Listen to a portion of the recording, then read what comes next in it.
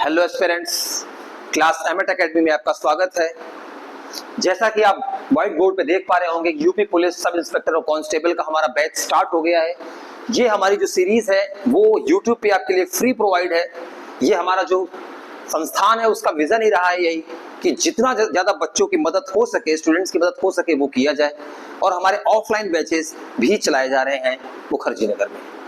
तो अभी आज हम यूपी पुलिस में, आप जानते हैं कि 4000 के ऊपर वैकेंसीज हैं, जिसमें सब इंस्पेक्टर की 4000 के आसपास है, 22000 की यूपी पुलिस के कांस्टेबल की पोस्ट करीब करीब आने वाली है। तो उसी को ध्यान में रखते हुए आप जाके पीवाईक्यू देखेंगे तो आपको मालूम पड़ेगा कि ये जो टॉपिक है हमारा आज का, बौद्ध धर्म या बौद्ध दर्शन भी बोलते हैं, जो इससे रिलेटेड जितने फैक्ट हैं वहां से रिपीट वे में कई बार क्वेश्चन आए हुए हैं। मैं आपको बता रहा हूं, कोई ऐसा एग्जाम नहीं जाता किसी भी स्टेट का, चाहे वो बिहार हो, यूपी का हो, जहां बुद्ध से रिलेटेड क्वेश्चन ना आए। अच्छा, उसका कारण सटीक है। क्यों? क्योंकि एक तो क्या है, बुद्ध ज्ञान प्राप्त करने के बाद सबसे पहले जहां शिक्षा दिए थे अपने, जिसको बोला था धर्म चक्र प्रवर्तन, वो कहां दिए थे? वाराणसी, सारनाथ में। वो पड़ता यूपी में। उन्होंने अच्छा खासा समय यूपी में बिताया। तो इसीलिए ये बहुत इंपॉर्टेंट हो जाता है यूपी के एग्जाम के लिए भी, और चूंकि ज्ञान मिला है बिहार में तो बिहार के एग्जाम के लिए भी। अभी आपने देखा होगा बीपीएससी जिन लड़कों ने दिया होगा, वहां पे सीधा बुद्ध धर्म से रिलेटेड संगीति के बारे में क्वेश्चन आया। और जाके आप हमारे लेक्चर को देखिए, हमने जहां डिस्कशन किया था मौर्य एम्पायर का, वहां पे चारों संगीतियों का हमने पढ़ाया था, वहीं से क्वेश्चन सीधा आया हुआ था। तो अगर आप हमारे लेक्चर को कंप्लीट करेंगे, 2-3 बार रिवाइज कर लेंगे, तो मैं आपको गारंटी दे रहा हूं कि अगर यहां से क्वेश्चन आएंगे तो रुकेंगे नहीं आपके, निश्चित रूप से आप सॉल्व करके आएंगे। ठीक, तो ये बताने का हमारा पर्पस था कि अब आप पूरी तरीके से तैयार हो जाइए और बौद्ध धर्म को हमें अब पढ़ना है। हमने अपने लास्ट टॉपिक में जब बिहार पीसीएस की मैं तैयारी कर रहा था, बिहार स्पेशल की, वहां पे बुद्धिज्म के बारे में मैंने इंट्रोडक्टरी पार्ट बताया था, जैसे कि बुद्ध धर्म के संस्थापक कौन है, आपको पता ही है। बुद्ध धर्म के संस्थापक हैं महात्मा बुद्ध। कौन है? महात्मा बुद्ध। ठीक, महात्मा बुद्ध जो हैं, इनके बचपन का नाम देखिए क्या होता है, इनसे रिलेटेड, चूंकि संस्थापक हैं तो इनसे रिलेटेड कई बार क्वेश्चन फैक्चुअल बनते हैं, तो इनसे रिलेटेड बन जाते हैं। कभी भी जान लीजिए, किसी भी टॉपिक पे क्वेश्चन बनता है तो 2 तरीके के क्वेश्चन बनते हैं, फैक्चुअल प्लस कॉन्सेप्चुअल। हमें फैक्ट भी समझना है, हमें कॉन्सेप्ट भी समझना है। हम वैसे संस्थानों की तरह नहीं है कि केवल फैक्ट रटा के भेज दे तुमको, नहीं। हम इनके फैक्ट भी समझेंगे, इन्होंने क्या शिक्षाएं दी हैं, उन शिक्षाओं के क्या मतलब है, उनके हम अंतर भी जाएंगे, जिससे कि अगर कभी कॉन्सेप्चुअल लेवल क्वेश्चन आ जाए तो वो भी आपसे रुके नहीं, आप वहां क्लियर करके आए। तो महात्मा बुद्ध का जो बचपन का नाम है वो क्या है? वो ज्ञान प्राप्ति के पहले इनको सिद्धार्थ के नाम से जाना जाता था। हालांकि मैंने लास्ट लेक्चर में ये करवाया था बिहार स्पेशल में, बट यहाँ पे मैं यूपी पुलिस के लिए करा रहा हूँ, तो मैं जानता हूँ कि कई नए बच्चे जुड़ रहे होंगे जो बिल्कुल फ्रेश होंगे, जो उनको बेसिक आइडिया नहीं होगा इन चीजों का, तो मैं बेसिक से बता रहा हूँ, तेजी के साथ चलते हैं। तो बचपन का नाम इनका सिद्धार्थ था। इनका जो जन्म हुआ ये हुआ है 563 बिफोर क्राइस्ट। बिफोर क्राइस्ट का आप मतलब समझते होंगे, मतलब कि आज चल रही है 2025 ईस्वी, तो 2025 ईस्वी मतलब 2025 वर्ष पूर्व प्लस 563 वर्ष और इतने वर्ष पहले महात्मा बुद्ध का जन्म हुआ था। कहां हुआ था? तो इनका हुआ था कपिल वस्तु के निकट लुम्बिनी वन में। कहां हुआ था? लुम्बिनी वन में। ठीक, कपिल वस्तु के निकट लुम्बिनी वन में। पिता का नाम शुद्धोधन। माता का नाम महामाया।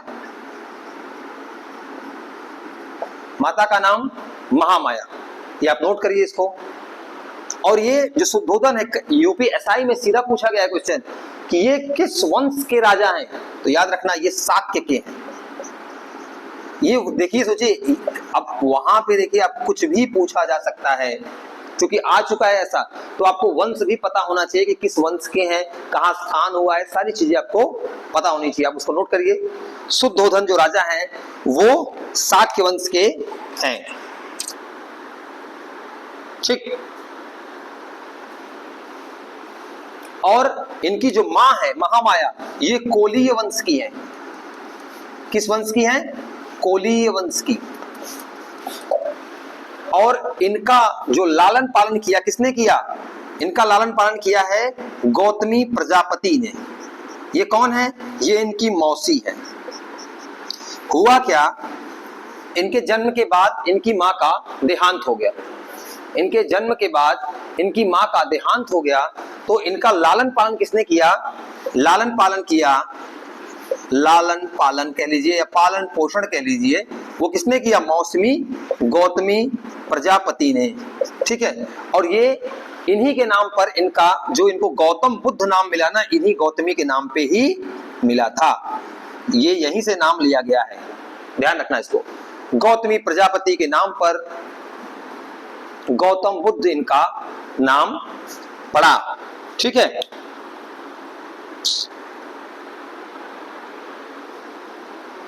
ये हो गया। अब और फैक्ट इनके बारे में, इनके पुत्र का नाम क्या है? राहुल। इनकी पत्नी का क्या नाम है? इनका पुत्र है राहुल, ध्यान रखना, पुत्र है राहुल। इनकी पत्नी का नाम क्या है? यशोधरा। यशोधरा। अच्छा, ये भी शाक्य वंश की ही कन्या है, ध्यान रखना ये बात। कहाँ के हैं? यशोधरा शाक्य वंश की कन्या है। ठीक है, इनकी यशोधरा से शादी कब होती है? 16 वर्ष की आयु में। जब सिद्धार्थ 16 वर्ष के होते हैं तब इनकी शादी हो जाती है। कब? 16 वर्ष की आयु में इनका विवाह होता है। किससे? यशोधरा से। 16 वर्ष की आयु में। और 16 वर्ष की आयु में ये अपने लाइफ को जीते हैं, मैरिड लाइफ को।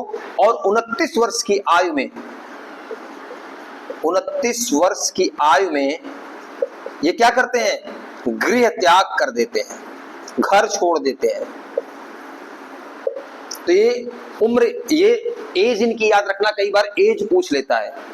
अभी मैं आपको बता रहा हूं, यूपी SSSC पेट में सीधा यही पूछ लिया था कि इनकी एज कितनी थी, कितने वर्ष का, कितने उम्र में इनका देहांत हुआ था।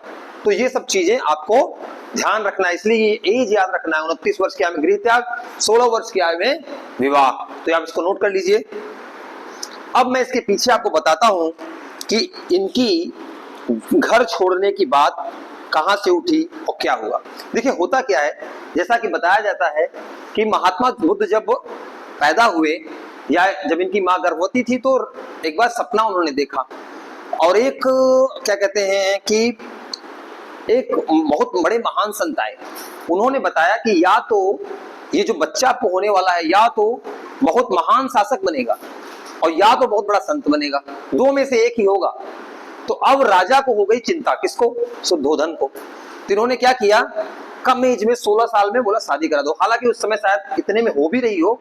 तो शादी कराने के बाद क्या किया कि उनको ये लगा कि शासक की तरफ ये बढ़े, तो इसको क्या करो, इसको शादी विवाह और आभूषण और फिजिकल जो चीजें होती हैं, भौतिक चीजों में, उससे आसपास घेर दिया, जिससे वो दुखों को जान ही ना पाए कि दुनिया में दुख भी कुछ चीज होता है। क्योंकि दुख को जानने के बाद ही क्या होता है, इंसान के अंदर जो भौतिकता होती है उससे क्या होता है, एक निराशा पैदा हो जाती है कि यार ये सब तो क्षणिक है, आज नहीं कल समाप्ति होना है। तो ऐसा प्रबंधन उन्होंने किया कि दास दासियां हमेशा उनके आसपास रहें, नृत्य करती रहें, संगीत का माहौल रहे। ठीक है, और जल्दी शादी करा दी, बच्चा हो गया राहुल नाम का। तो ऐसी व्यवस्था शुद्धोधन ने की थी। बट वही है कि जो नियति में है, डेस्टिनी में है, उसको कोई टाल नहीं सकता है। तो हुआ क्या कि एक दिन महात्मा बुद्ध निकले घूमने के लिए। ठीक है, राज में विचरण करने के लिए निकले अपने सारथी के साथ। अब वो निकले तो हुआ क्या, जब वो निकले तो उन्होंने 4 दृश्य देखे। कभी कभी एग्जाम में सीधा वही पूछ लेता है कि वो 4 दृश्य कौन कौन से थे जो सिद्धार्थ ने जो देखकर महात्मा बुद्ध की ओर बढ़ गए। तो वो चारों दृश्य आप याद रखिए, क्योंकि एग्जाम में कई बार इसके आप स्नैप ले लीजिए, इसका आप स्नैपशॉट ले लीजिए, फिर हम बताते हैं वो 4 दृश्य क्या है। कई बार 4 दृश्य पूछ ले जाते हैं। एग्जाम देखिए ऐसा ही है, यहाँ पे छोटी से छोटी और बड़ी से बड़ी सूचनाओं का उतना ही महत्व है। अगर एक नंबर में पूछ लिया तो उसका भी उतना महत्व है, और एक नंबर में टफ पूछ लिया उसका भी उतना ही महत्व है। तो अब ये चीजें हो गई। अब वो 4 दृश्य कौन से थे वो आप याद रखिए। 4 दृश्य जो महात्मा बुद्ध ने, या सिद्धार्थ जो एक राजा के बेटे के रूप में थे, उन्होंने क्या देखे थे? तो उन्होंने क्या देखा था? उन्होंने देखा था एक वृद्ध व्यक्ति को, वृद्ध को, एक बीमार को देखा था, और एक मृत को देखा था, और चौथा क्या था? एक सन्यासी को देखा था। ठीक। तो क्वेश्चन अगर कभी आए कि महात्मा बुद्ध ने कौन से 4 दृश्य देखे थे, वो था वृद्ध व्यक्ति, बीमार व्यक्ति, मृत व्यक्ति और सन्यासी। ये 4 नोट कर लीजिए।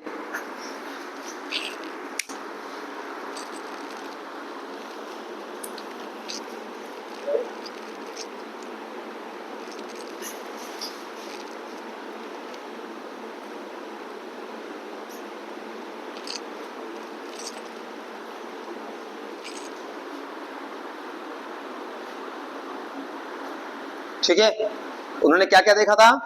मृत व्यक्ति, वृद्ध व्यक्ति, बीमार व्यक्ति और सन्यासी। अच्छा, वृद्ध व्यक्ति है, बूढ़ा है, तो उन्होंने अपने सारथी से पूछा, क्या सारथी मैं ऐसा ही हो जाऊंगा एक समय? उन्होंने बोला बिल्कुल, आप भी इस अवस्था में आएंगे। टेढ़ी, शरीर को टेढ़ा होकर चलना पड़ेगा, झुर्रियां आ जाएंगी, जो युवापन है वो समाप्त होगा। बीमार को देखा तो वो खांस रहा है, छींक रहा है, या बहुत परेशान है, चिल्ला रहा है दर्द के मारे। मृत को देखा तो वो भाई लोग, वो मर गया है, उसको लोग लेके जा रहे हैं। तो उन्होंने बोला क्या मेरे साथ भी होगा? तो सारथी ने बोला बिल्कुल आपके साथ भी होगा। अब इन चीजों से उनके मन में क्या हुआ? जीवन के प्रति वैराग्य उत्पन्न होने लगा, निराशा उत्पन्न होने लगी कि ये चीजें बिल्कुल क्या है, बिल्कुल एक क्षणिक है, ये कुछ दिनों बाद समाप्त होने वाली। लेकिन फिर उन्होंने जो चौथा देखा, वो देखा कि एक सन्यासी है और वो प्रसन्न चित्त है। कैसा है? प्रसन्न चित्त। प्रसन्न चित्त का मतलब बिल्कुल मस्त, पूजा पाठ कर रहा है, खुश है, बिल्कुल हैप्पीनेस है। वो पूछते ये कौन है? तो बोले सन्यासी है। तो बोले ये इतना प्रसन्न क्यों है? बोले कि यह इन सारी चीजों से परे हो गया, फिजिकलिटी से या भौतिकता से। अब यहाँ से उनके मन में अपने भौतिक जीवन जिसमें वो रमे हुए थे, वहां से उनके मन में वैराग्य पैदा हो गया। वहीं वो घूमने निकले थे, अपने सारथी को पकड़ाया अपना, बोले कि मैं तुम जाओ, मैं यहां से वापस आता हूं। तो अब देखिए, इन घटनाओं का नाम दिया गया है। ठीक, जैसे जब ये घर छोड़ देते हैं, क्या करते हैं? घर छोड़ देते हैं। तो घर छोड़ने को क्या कहा गया? एग्जाम में सीधा आता है कि बुद्ध के घर छोड़ने को क्या कहा गया है? उसको बोला गया है महाभिनिषी क्रमण। याद रखना, क्या कहा गया है? महाभिनिषी क्रमण। याद रखना, अगर कभी आ जाए कि महाभिनिषी क्रमण क्या है, तो याद रखना जब बुद्ध ने गृह त्याग किया था, घर का त्याग कर, उसे बोलते हैं महाभिनिषी क्रमण। ठीक, ये एग्जाम में आ सकता है, इसको आप नोट कर लीजिए। अब ये सारी चीजें हुई, अब यहां से ये चल दी है। अब आगे इसको नोट कर लीजिए, फिर मैं बताता हूं कि आगे कैसे प्रोसीडिंग बढ़ती है बुद्ध के जीवन में। ठीक, अब जब यहां से ये चलते हैं बुद्ध, तो बुद्ध को अब ये क्या है? अब ज्ञान की तलाश में भटक रहे हैं कि अल्टीमेट हैप्पीनेस है क्या अगर लाइफ में। तो इनको मिलते हैं 2 गुरु। एग्जाम में पूछा जाता है कि इनके 2 गुरु कौन कौन से थे। तो इनके प्रथम गुरु हैं सांख्य दर्शन के विद्वान। कौन है? सांख्य दर्शन के विद्वान अलार कलाम। कौन है? अलार कलाम। ये आप नोट कर लीजिए, ये इनके पहले गुरु हैं, बुद्ध के गुरु। बुद्ध के गुरु, ये फर्स्ट गुरु यही हैं इनके। अलार कलाम से इन्होंने सांख्य दर्शन की शिक्षा ली। अगर एग्जाम में आ जाए कि पहले गुरु अलार कलाम, कि कौन सा उन्होंने ज्ञान दिया? सांख्य दर्शन का ज्ञान दिया। याद रखना, सांख्य। ठीक, तो ये आप नोट कर लीजिए, सांख्य दर्शन का ज्ञान दिया अलार कलाम ने। और इसके बाद चूंकि क्या है, बुद्ध ना संतुष्ट नहीं हो रहे हैं, वो आगे बढ़ रहे हैं अपने प्रोसेस में कि नहीं मुझे संतुष्टि नहीं है। इसके बाद वो गए कहां? राजगृह में। किससे मिलते हैं? राजगृह में मिलते हैं रुद्रक रामपुत्र से। रुद्रक रामपुत्र, ये इनके दूसरे गुरु। तो एग्जाम में कभी भी आ जाए कि पहले गुरु अलार कलाम, दूसरे रुद्रक रामपुत्र, इन दोनों गुरुओं का आप नाम याद रखिए, नोट कर लीजिए इसको। राजगिरी में रुद्रक राम पुत्र से इनकी मुलाकात हुई और अलार कलाम से मुलाकात हुई पहले। अच्छा, ये मिले थे वैशाली में। अगर कहीं पूछ ले बहुत टफ बनाएगा तो यहाँ जाएगा। देखिए यहाँ तैयारी ना केवल वैसे कोचिंग वाली हालत नहीं है कि आपको सिंपल सिंपल हलवा खाने को दे दिया, नहीं, क्योंकि एग्जाम अगर टफ हो जाएगा ना तो आप फंस जाएंगे वहां। इसलिए ये चीजें भी आप जानते रहे कि अगर वो टफ बनाए तो भी आपके लिए वो इजी बने, ठीक है। तो ये आप याद रखिएगा। अब यहां से इनको जब क्या हुआ, इस प्रोसेस से वो गुजरते हैं और त्याग तपस्या इन चीजों को समझते हैं, तो धीरे धीरे एक समय बीतता है और बिहार के गया में वृक्ष के नीचे, किसके वृक्ष के, कौन सा, पीपल का वृक्ष था वहां, पीपल के वृक्ष के नीचे इनको ज्ञान प्राप्त होता है। और जब इनको ज्ञान प्राप्त हुआ, यहां से इनका नाम क्या पड़ गया, बुद्ध या गौतम बुद्ध। अभी तक थे ये सिद्धार्थ, अब बन गए गौतम बुद्ध, ठीक। तो आप ये नोट कर लीजिए, बिहार में गया में इनको ज्ञान प्राप्त हुआ, ठीक है।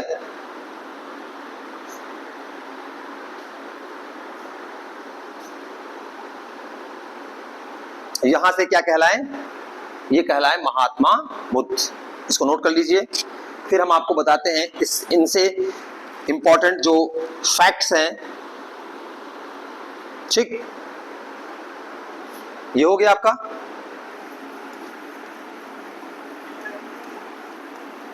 29 साल याद रखना, 29 साल में क्या किया था इन्होंने, घर छोड़ा था और 35 साल की अवस्था में ज्ञान प्राप्त हुआ था। 35 वर्ष की आयु में, ये आप नोट करिए, आयु में 35 वर्ष की आयु में इनको ज्ञान प्राप्त हुआ था। याद रखना, कभी कोई पूछ लेता है कि इनकी किस आयु में इनको ज्ञान प्राप्त हुआ था, तो इसमें ये, ठीक है। अच्छा, इनके जीवन की कुछ घटनाएं हैं, उसको आप समझिए कि अब इनको ज्ञान प्राप्त हुआ गया में, और यहां से क्या करते हैं, निकलते हैं गया से निकलते पहुंचते कहां, सारनाथ, जो मैंने आपको बताया था। सारनाथ में क्या करते हैं, वहां अपने कुछ लोगों को ये ज्ञान देते हैं, कि जीवन का ज्ञान बताते हैं। उसे बोला जाता है धर्म चक्र प्रवर्तन। इन्होंने जो प्रथम शिक्षा दी है, प्रथम उपदेश दिया है, वो कहाँ दिया है, सारनाथ में, जिसको कहा जाता है धर्म चक्र प्रवर्तन, ठीक है। क्या बोला जाता है, धर्म चक्र प्रवर्तन। प्रथम उपदेश कहाँ दिया, सारनाथ में, ठीक। तो इस प्रकार से आप समझ सकते हैं कि कुछ इनकी जो घटनाएं हैं उनको किस रूप में दर्शाया गया है, वो आप समझिए। इसको आप लिख लीजिए, सारनाथ में इन्होंने प्रथम उपदेश दिया, जिसको बोला जाता है धर्म चक्र प्रवर्तन, ठीक।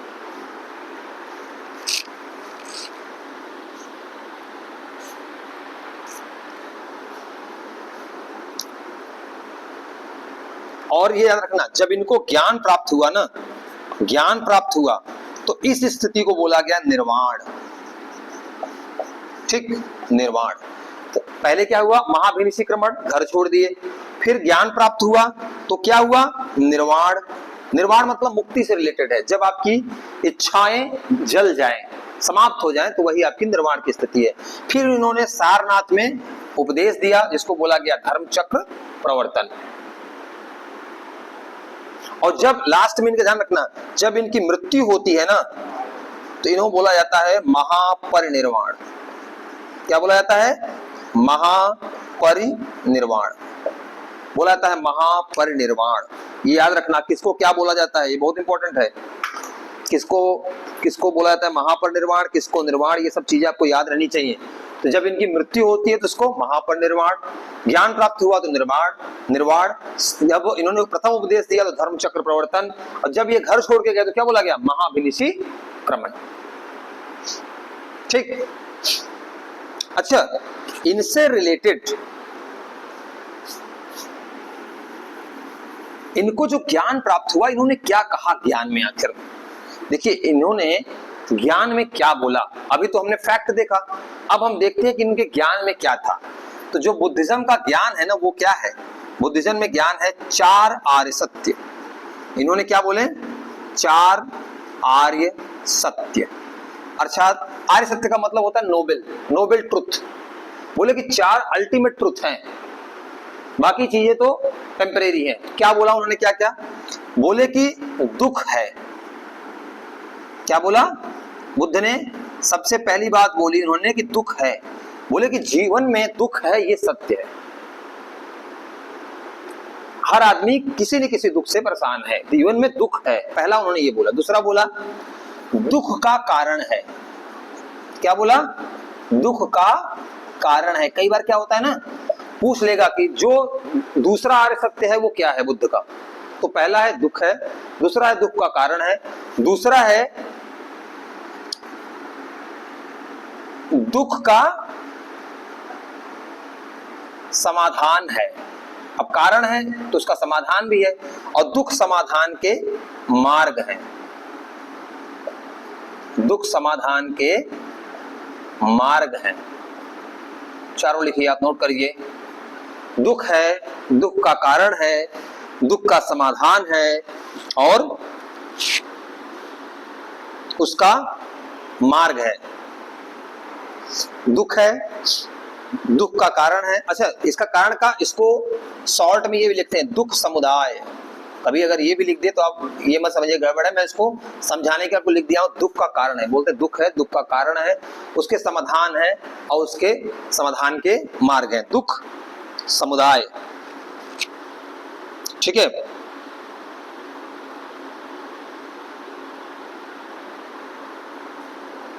दुख समुदाय और उसका समाधान है, मतलब इसका निरोध है, दुख निरोध। और इस दुख निरोध के क्या है? मार्ग है। दुख निरोध गामिनी प्रतिपदा। गामिनी प्रतिपदा ऐसा बोला जाता है शॉर्ट में, ठीक है ना। प्रतिपदा वही गामिनी, मतलब उसके मार्ग है। कारण है, दुख है, दुख का कारण है, उसको समाधान भी किया सकता है, निरोध किया सकता है। निरोध का मतलब क्या है? किसी चीज को समाप्त कर देना, रोक देना, और उसके मार्ग है दुख निरोध गामिनी प्रतिपदा। ये 4 आर्य सत्य है। ये याद रखना कि बुद्ध ने कितने आर्य सत्य दिए? 4 आर्य सत्य दिए। दुख, दुख का कारण, दुख समुदाय का निरोध, और दुख निरोध गामिनी प्रतिपदा। ठीक।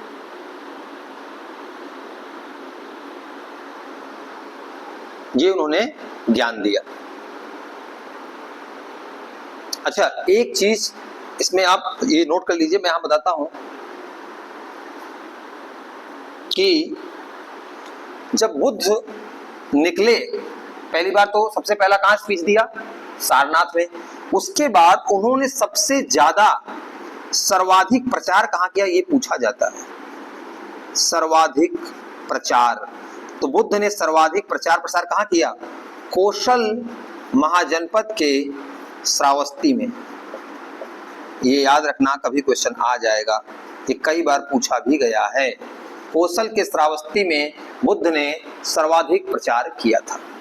क्या किया था? बुद्ध ने सर्वाधिक प्रचार किया था। लिख लीजिए, बुद्ध ने कौशल में सर्वाधिक प्रचार किया था। ठीक।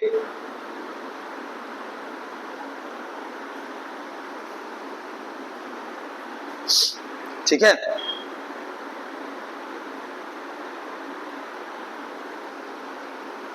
सर्वाधिक प्रचार किया। अब इनकी बात करते हैं कि इनका लास्ट जो बुद्ध का अंतिम वर्षा ऋतु थी, वो कहां बीती? अंतिम वर्षा ऋतु बुद्ध की बीती कहां? अंतिम वर्षा ऋतु बीती थी इनकी, पूछा गया है कई बार क्वेश्चन, वो वैशाली में बीती थी। अब हुआ क्या, एक एज के बाद बुद्ध को धीरे धीरे प्रसार प्रसार कर रहे थे, घूमते रहते थे, तो लोग उनको बुलाते भी थे। तो हुआ क्या कि पावा पावापुरी है, आप जानते ही हैं। पावा के, नोट करिए साहब इसको, पावा में एक चुंद नाम के व्यक्ति थे, उन्होंने बुद्ध को सूकर मद्दव खिलाया, सूकर मद्दव ये कराया, और ये खाने के बाद बुद्ध को बताते हैं अतिसार या डायरिया हो गया। क्या हो गया? बुद्ध को अतिसार हो गया, अतिसार या जिसको बोलते हैं डायरिया, पेट खराब हो गया, सारी चीजें हो गई, और उम्र हो गई थी इस समय इनकी कितनी? 80 वर्ष। ये बात कब की हो रही है? ये बात हो रही है 483 बिफोर क्राइस्ट, मतलब 563 से 483 आप देखिए, तो 80 साल की एज की ये अवस्था है। और इसी अवस्था में 80 साल की एज में, 80 वर्ष की एज में बुद्ध अतिसार और डायरिया से पीड़ित हुए और ये मृत्यु को प्राप्त हुए, और इसी को बोला जाता है महापरिनिर्वाण। कहाँ? महापरिनिर्वाण।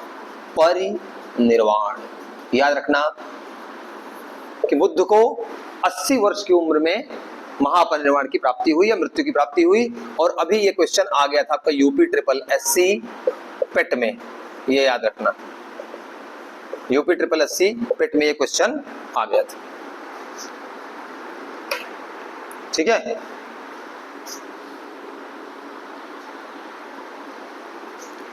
ठीक। तो ये इनकी मृत्यु कहाँ हुई? इनकी मृत्यु हुई कुशीनारा में, कुशीनारा। कुशीनारा में 80 वर्ष की अवस्था में इन्होंने अपने शरीर का त्याग कर दिया, 80 वर्ष की अवस्था में। तो ये सारे फैक्ट आप याद रखिएगा, ठीक। ये आप इसमें एक बार स्नैपशॉट ले लीजिए।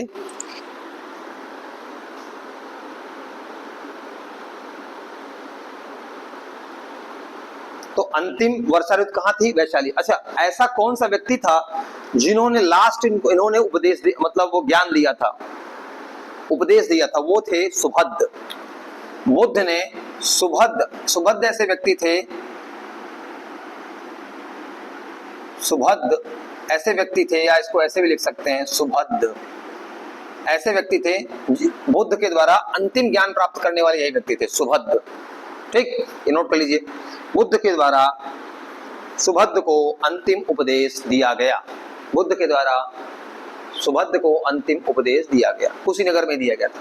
ठीक है, तो ये सारी चीजें हो गई। एक बार आप स्नैप ले लीजिए, फिर हम आगे बढ़ते हैं।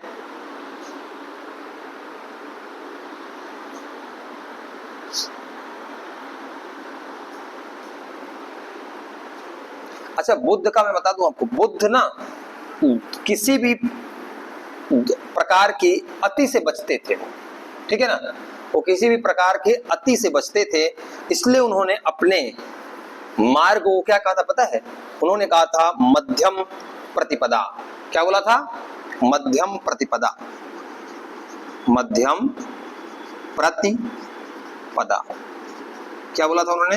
मध्यम प्रतिपदा बोला था। बुद्ध ने अपने मार्ग को, ये नोट कर लीजिएगा, बुद्ध ने अपने मार्ग को क्या बोला था? मध्यम प्रतिपदा या मध्यमा प्रतिपदा या मध्यम मार्ग, दोनों शब्द यूज होते हैं। ठीक है, ये हो गया। अब इसमें कुछ फैक्चुअल चीजें हैं, वो आप जान लीजिए।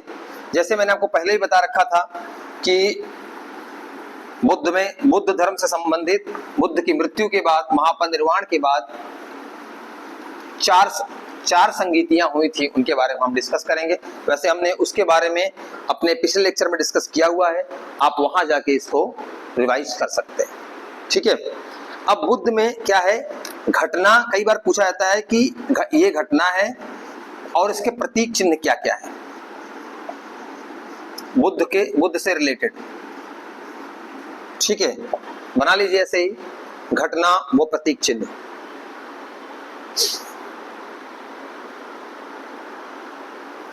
तो देखो, जो बुद्ध का जन्म है ना, जन्म, उसको, उसका प्रतीक चिन्ह है कमल व सांड, मतलब बैल। नोट करिए, जन्म है कमल व सांड। गृह त्याग है, जब उन्होंने घर छोड़ा, उसका क्या प्रतीक है? उसका प्रतीक है घोड़ा। क्या प्रतीक है? घोड़ा।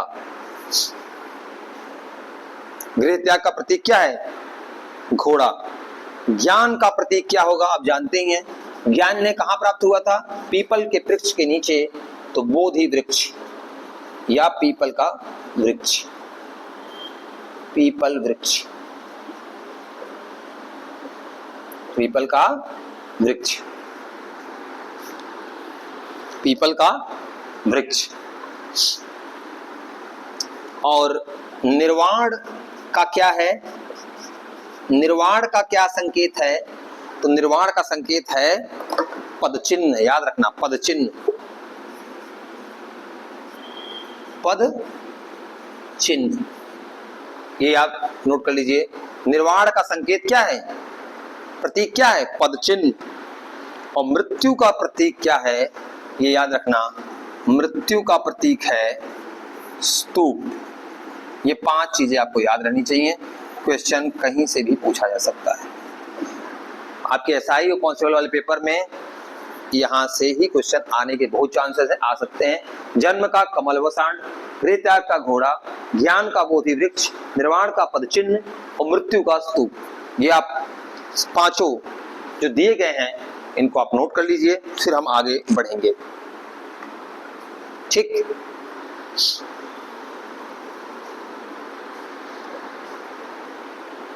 ठीक है।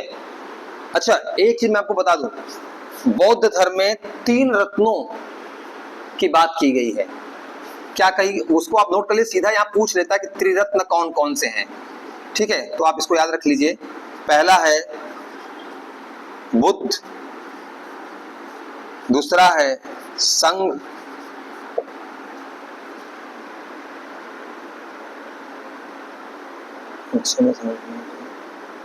ठीक है, और धम्म।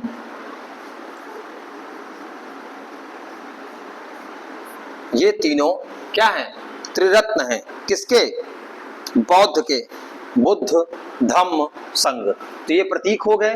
कौन सी घटनाएं हैं वो बता दी गई है। त्रिरत्न कौन होते हैं? बुद्ध, धम्म, संघ। ठीक है। और बुद्ध धर्म के 3 ग्रंथ बड़े इंपॉर्टेंट है, बहुत ज्यादा इंपॉर्टेंट है। वो आप कितनी बार आया, मैं आपको क्या, बहुत बार आ चुका है। तो ग्रंथ हैं बुद्ध धर्म के जिनको बोला जाता है त्रिपिटक। क्या बोला जाता है? त्रिपिटक। कौन कौन सा? इसका नाम याद रखिए। सुत्त पिटक, त्रिपिटक या त्रिपिटक भी बोलते हैं। सुत्त पिटक, सुत्त पिटक, विनय पिटक, विनय पिटक और अभिधम्म पिटक। क्या? अभिधम्म पिटक। अभी मैं बताता हूं कि इसका क्या अर्थ है, नोट कर लीजिए।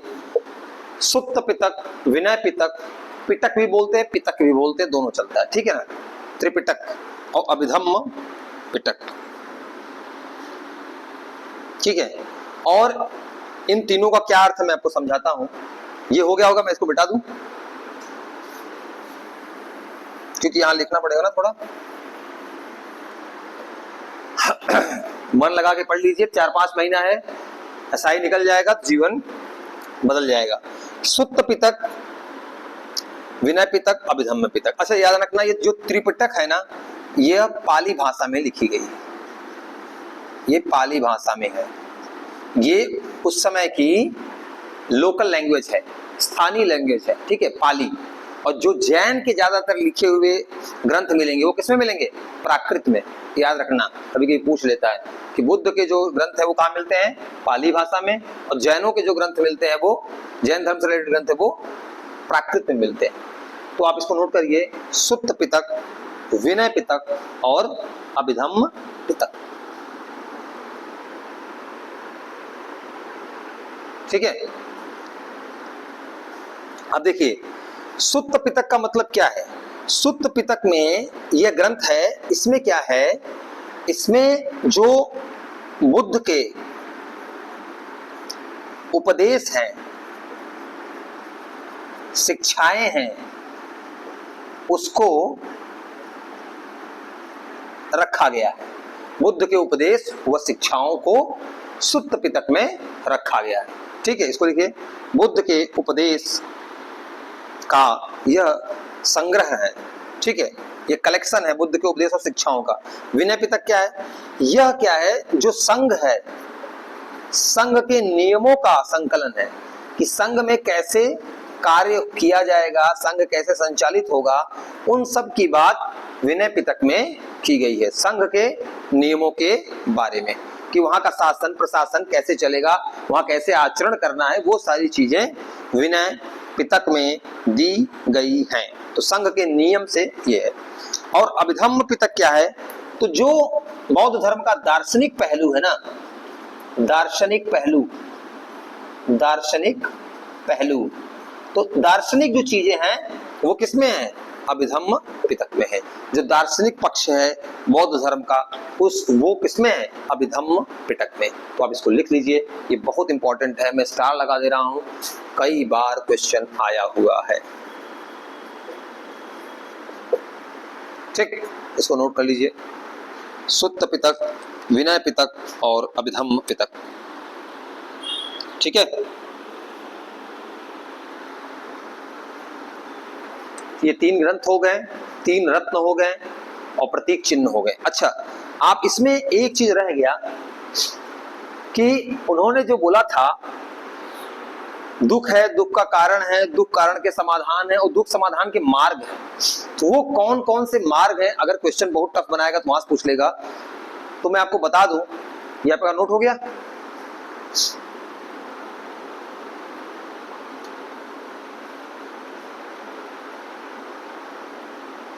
उन्होंने जो मार्ग बताया ना कि कैसे हम इन चीजों से बच सकते हैं, उस मार्ग को बोला जाता है अष्टांगिक मार्ग। क्या? अष्टांगिक मार्ग। क्या बोला जाता है? अष्टांगिक मार्ग।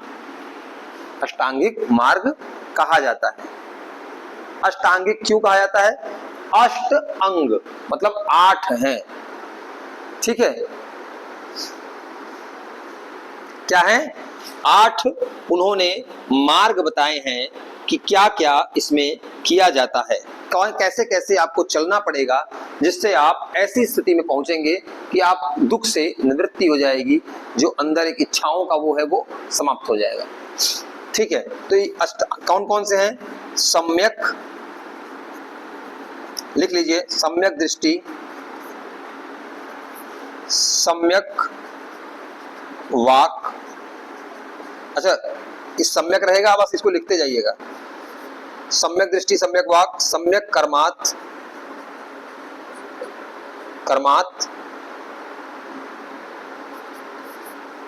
सम्यक दृष्टि, सम्यक वाक, सम्यक कर्मात,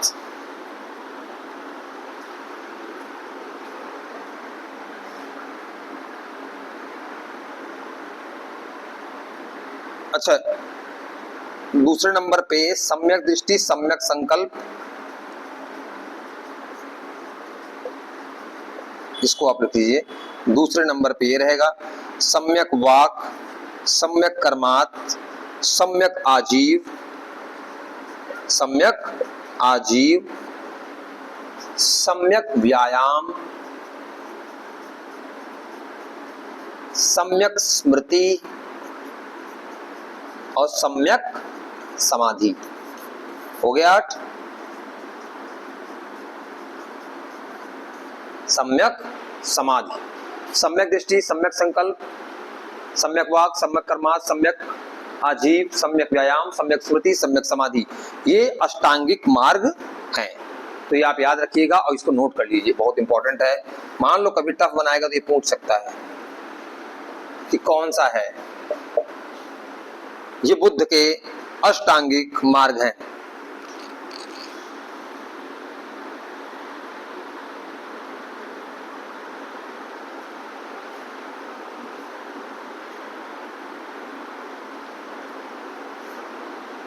ठीक, तो वो 8 लिख लिए आप और ये 3 पिटक लिख लिए।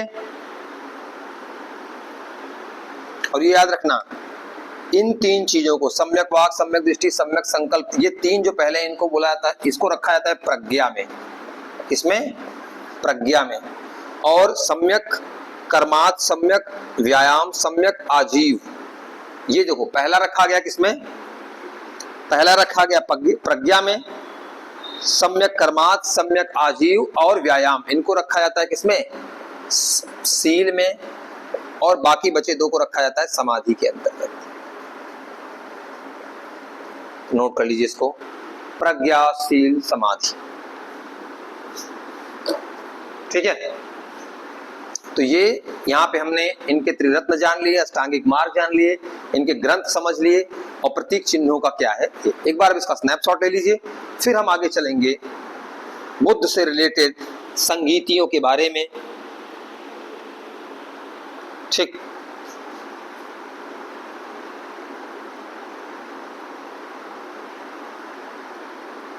ये आप स्नैप ले लीजिए, इंपॉर्टेंट है। 8 है ये अष्टांगिक मार्ग, जिनको अपनाकर बुद्ध ने बताया कि जीवन को बेहतर किया जा सकता है या निर्वाण की प्राप्ति की जा सकती है।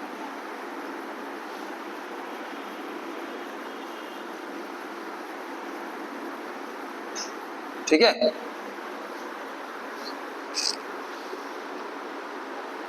अच्छा, बौद्ध धर्म से हमने क्या देखा? अष्टांगिक मार्ग देख लिए, ये सारी चीजें की। अब क्या होता है, आपको पता है कि बुद्ध जी निर्वाण को प्राप्ति होते हैं, महापरिनिर्वाण उनकी मृत्यु को बताया जाता है, निर्वाण उनके ज्ञान प्राप्ति को बताया जाता है। अब होता क्या है इसके बाद? इसके बाद क्या होता है कि जब इनकी मृत्यु हो जाती है तो बुद्ध से रिलेटेड ग्रंथों पे विचार करने के लिए, उस पे आपस में डिस्कशन करने के लिए 4 संगीतियां कहेंगे। कौन कौन सी? इसको आप नोट कर लीजिए। बौद्ध संगीति, ये जान लीजिए, बहुत इंपॉर्टेंट है। अभी बीपीएससी में क्वेश्चन आया है यहाँ से, और आपके यूपी पीसीएस में, यूपी पुलिस में, एसआई में, कांस्टेबल में, यहाँ से क्वेश्चन आने हैं। अगर बौद्ध धर्म से आए, ये सब बहुत इंपॉर्टेंट टॉपिक है, समझ लीजिए। मैं पढ़ा के गया था अभी बीपीएससी के लिए, सीधा वहां से क्वेश्चन आया हुआ है। तो संगीतियों में क्या क्या है? बहुत संगीतियां हुई हैं, याद रखना। पहली हुई है कहाँ? राजगृह। कहाँ हुई है? स्थान, याद रखना। किस राजा के समय हुए, ये याद रखना। अध्यक्ष कौन हुए हैं, ये याद रखना। ठीक है, तो राजगृह। दूसरा वैशाली में हुई है। तीसरा पाटलिपुत्रा में हुई है। और चौथा राजगृह, वैशाली, पाटलिपुत्रा एंड कुंडलवन। कहाँ हुआ है? कुंडलवन। ये कहाँ है? कश्मीर में, ये याद रखना, कश्मीर में। और ये तीनों स्थान कहाँ हैं? राजगृह जान ही रहे आप, मगध की राजधानी है पहली। वैशाली जो हमारी क्या कहते हैं, वज्र संघ था, लिच्छवी की राजधानी है वैशाली। पाटलिपुत्रा मगध की बाद की राजधानी है। तो ये सब बिहार से रिलेटेड है। और एक हुआ है संगीति, वो कहाँ हुआ है? कश्मीर में। ठीक, अब कौन से राजा थे आप जानिए, क्योंकि राजा का नाम भी पूछा जाता है एग्जाम में। तो राजगृह के समय जब हुआ था पहली संगीति, फर्स्ट संगीति जब हुई थी पहली, ये किसके समय हुई थी? अजातशत्रु के समय में। ठीक, अजातशत्रु के समय में। दूसरी हुई थी कालाशोक के समय में, ये याद रखना आप। और तीसरी हुई थी अशोक के समय में। और चौथी हुई थी किसके समय में? चौथी हुई थी कनिष्क के समय में, याद रखना। कनिष्क के समय में चौथी संगीत हुई थी। ठीक, यहां से इंपॉर्टेंट क्वेश्चन है, कभी स्थान पूछेगा, कभी राजा पूछेगा, कभी अध्यक्ष पूछेगा। तो ये आपको ये याद रहना चाहिए, नहीं तो वहां पे आप एक क्वेश्चन सीधा छोड़ के आना पड़ जाएगा, या तो आप गलत करके आएंगे, या तो नेगेटिव होगा या तो गलत होगा। ठीक, तो आप ये नोट करें, स्थान, राजा। इसके बाद हम लिखेंगे अध्यक्ष के बारे में। ठीक है, तो आप दोनों नोट कर लीजिए। अध्यक्ष में कौन कौन है? देखो, पहली संगीति जो होती है तो उसके अध्यक्ष कौन है? उसके अध्यक्ष हैं महाकश्यप। महाकश्यप। दूसरी संगीति हुई, उसके अध्यक्ष कौन है? सबकामी। सब कामी। और तीसरी जब अशोक के समय होती है तो कौन है? मोगलीपुत्तिस। मोगलीपुत्तिस, ये याद नाम थोड़ा अजीब है बट तगड़ा वैसा नाम है, डिफरेंट नाम है, मोगलीपुत्तिस। ठीक। और चौथे के समय आप यहां मैं लिख दूं आपको, ये तीनों नोट करिए। चौथे के समय है वसुमित्र और अश्वघोष। ये दो नाम क्यों आ रहे हैं? क्योंकि इसमें केवल अध्यक्ष नहीं, इसमें अध्यक्ष उपाध्यक्ष दो लोग हैं। अध्यक्ष हैं वसुमित्र और उपाध्यक्ष हैं अश्वघोष। ये सब एकदम याद रखना आप, बहुत इंपॉर्टेंट है। ठीक है।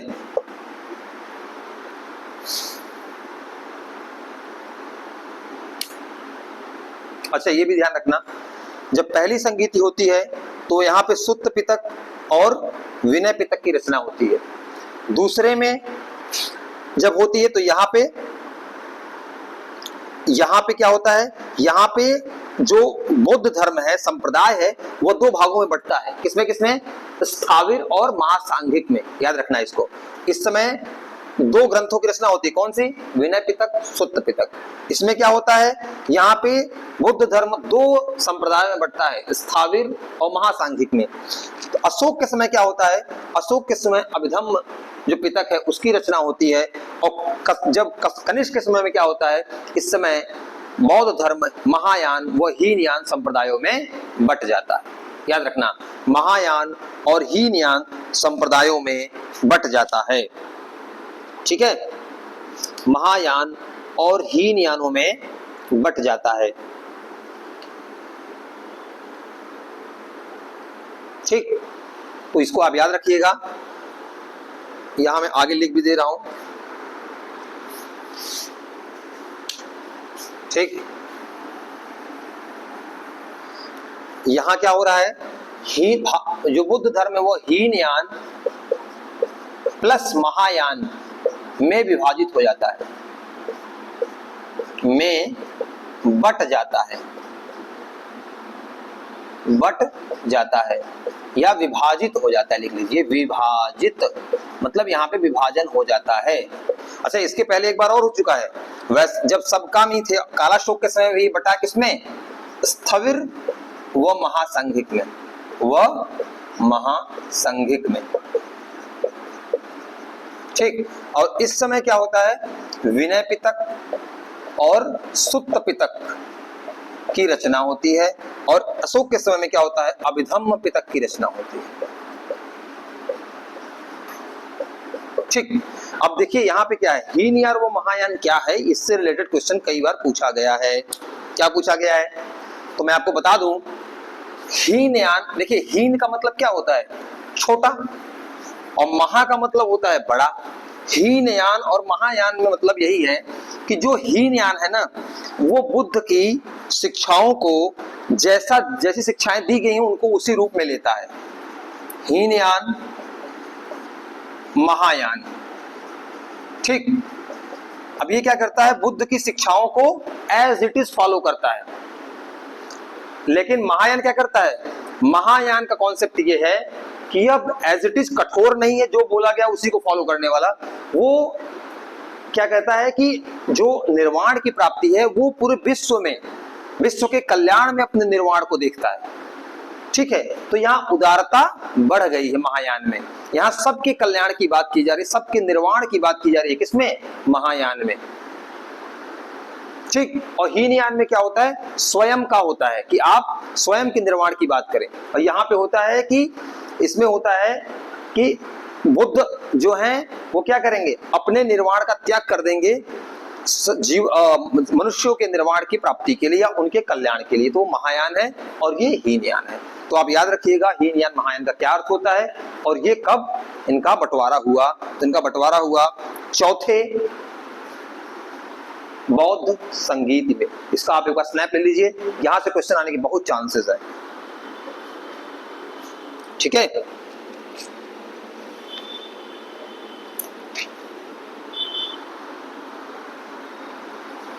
हीनयान और महायान, स्थविर और महासांघिक। अच्छा, इसमें भी आप जानते रहिए, महासांघिक क्या है?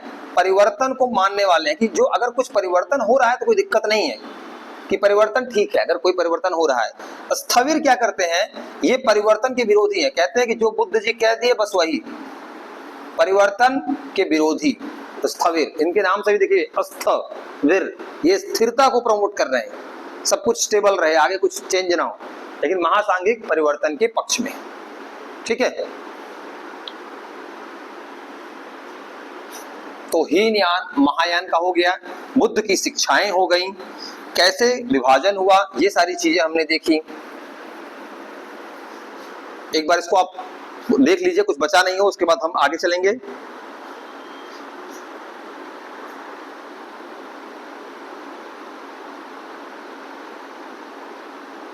ठीक, इसमें 2-4 पॉइंट और बचे हैं, उसको मैं बता दूं। इसी के साथ हमारा बुद्धिज्म से रिलेटेड टॉपिक समाप्त हो जाएगा। अब और आप देखिए, अभी हम आपको पेपर निकाल के दिखाएंगे कि अभी तक आए हुए क्या कोई प्रश्न बचते हैं आपसे।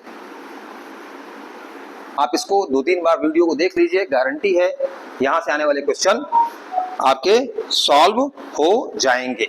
देखिए बुद्धिज्म में क्या होता है, आगे चल के एक होता है शून्यवाद का कॉन्सेप्ट। क्या? शून्यवाद का। तो इसके प्रवर्तक कौन है? नागार्जुन। कौन है? नागार्जुन।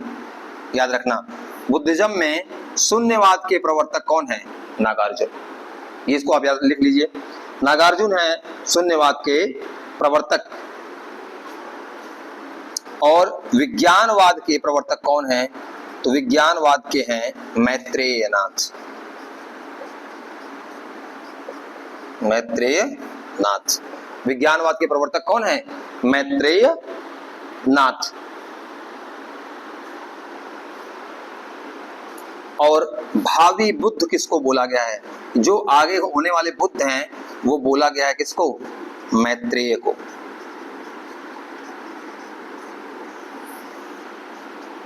ठीक है, शून्यवाद के प्रवर्तक कौन है? नागार्जुन। विज्ञानवाद के कौन है? मैत्रेयनाथ। भावी बुद्ध किसको कहा गया है? मैत्रेय को कहा गया है। तो इसी के साथ हमने बुद्धिज्म से रिलेटेड जितने भी फैक्ट थे, कॉन्सेप्ट थे, हमने उसको समाप्त किया। अब हम आपको ले चलते हैं अपने यूपीएसआई, क्योंकि हमारा टारगेट अभी ना उसी पे फिक्स है। तो जितने क्वेश्चन आए हैं उन्हें हम जल्दी से जल्दी देखेंगे कि कितने कौन से क्वेश्चन आए हुए हैं और क्या हमसे सॉल्व हो सकते हैं, ठीक है ना, और क्या क्या हमारे जो हमने पढ़ाया है उसमें कवर हो रहे हैं। तो बुद्धिज्म से रिलेटेड देखिए टॉपिक है, ठीक। अब क्वेश्चन नंबर देखिए, सबसे पहला क्वेश्चन आया हुआ है बुद्धिज्म में, यूपीएसआई 2017 का पेपर है, ठीक। देखिए हमारे संस्थान का यही सबसे बड़ा उद्देश्य है कि हम जो चीज ऐसी पढ़ाएं जो सच में एग्जाम में पूछी जा रही है, कहानियों से और चर्चाओं से परे एग्जाम पॉइंट ऑफ व्यू से हमें पढ़ाना है, जिससे हमारे स्टूडेंट्स, हमारे बच्चों का भविष्य और करियर बन सके, ठीक। अब देखिए पहला क्वेश्चन है 2016 का, 2017 दिसंबर में आया हुआ है पेपर। कपिलवस्तु बुद्ध वंश के किस शासकों द्वारा शासित था? तो मैंने आपको क्या बताया था, इनके पिता किस वंश के थे? किस वंश के थे बताइए आप लोग? शाक्य वंश। मैंने पहले लिखवाया था कि इनके पिता हैं शाक्य वंश के और माता क्या है? कोलीय वंश की। अब देखो पहला क्वेश्चन सीधा वहीं से हो रहा है कि किस वंश के थे? शाक्य वंश के। सॉल्व हो गया क्वेश्चन, एक लाइन का क्वेश्चन है। बस आप ठीक से इस वीडियोस को देखिए, अगर आप हमारे चैनल के वीडियोस को देखेंगे उस टॉपिक से क्वेश्चन बाहर जा ही नहीं सकता, मैं आपको बता रहा हूं। फिर आते हैं दूसरे क्वेश्चन पे। देखिए दूसरे क्वेश्चन पूछा गया है कि उन्होंने जब गृह त्याग किया तो बौद्ध ग्रंथों में उस गृह त्याग को क्या संज्ञा दी गई? तो मैंने आपको बताया था कि जब घर त्याग रहे तो उसको क्या बोला गया? महाभिनिषि क्रमण। क्या बोला था? बड़ा सा वर्ड मैंने बोला था आपको, महाभिनिष क्रमण। इस किसको बोला गया है? गृह त्याग को बोला गया है, ठीक। देखो क्वेश्चन सीधे सीधे भिड़ रहे हैं आपके। और फिर देखिए 2021 में और 2013 में 2 बार क्वेश्चन आया हुआ है कि महात्मा बुद्ध ने पहला उपदेश कहाँ दिया? देख लीजिए कहाँ दिया? सारनाथ में। सबसे पहला हमने बताया था कि जब वो गया से निकलते हैं तो कहाँ जाते हैं? सारनाथ में। और इसको क्या कहा था, ये भी क्वेश्चन आ सकता है। अगला क्वेश्चन शायद वही हो कि इस घटना को क्या कहते हैं? इस घटना को कहते हैं धर्म चक्र प्रवर्तन। क्या बोलते हैं? धर्म चक्र प्रवर्तन। ये सब चीजें आप नोट करना। ऑलरेडी मैं लेक्चर में सब कुछ डिस्कस कर चुका हूं, इसको आप नोट करिए पहले। ठीक, धर्म चक्र प्रवर्तन। अब देखिए यूपी पीआरपीबी 2006 का क्वेश्चन है कि महात्मा बुद्ध ने कहां पर अपना शरीर त्यागा? तो उसका क्या आंसर मैंने आपको बताया था, कहां पे? कुशीनारा। कहां पे? कुशीनारा। मैंने पढ़ाया था, यहीं पे लिखा था। 80 वर्ष की अवस्था में जब उनकी मृत्यु हुई थी। और मृत्यु की घटना को क्या कहते हैं? देखिए अब एक क्वेश्चन बन चुका है, अब आगे का सोचिए। मृत्यु की घटना को क्या बोलते हैं? महापरिनिर्वाण। ठीक, तो कहां हुआ था? कुशीनारा में।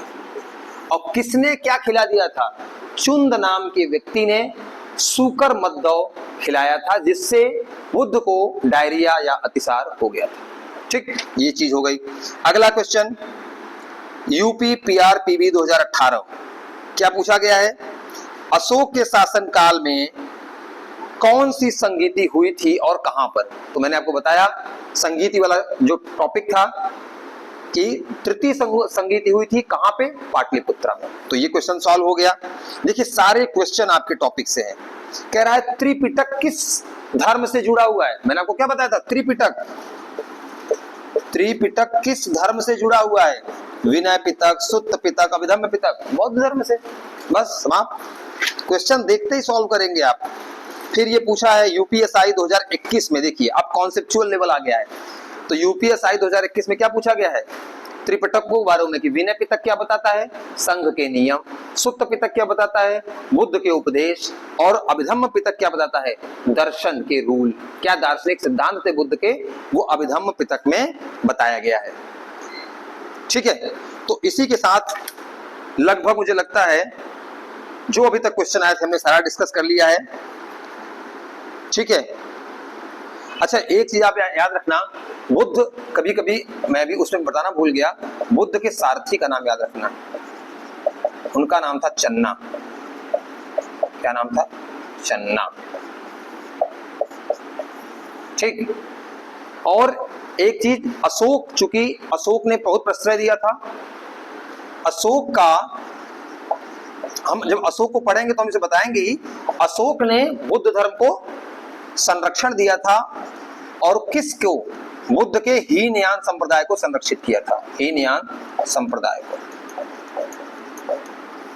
ठीक, तो आपने देखा यूपी पुलिस के एसआई के लगभग सारे क्वेश्चन, ऑलमोस्ट 100% क्वेश्चन हमारे इस लेक्चर से कवर हो गए हैं।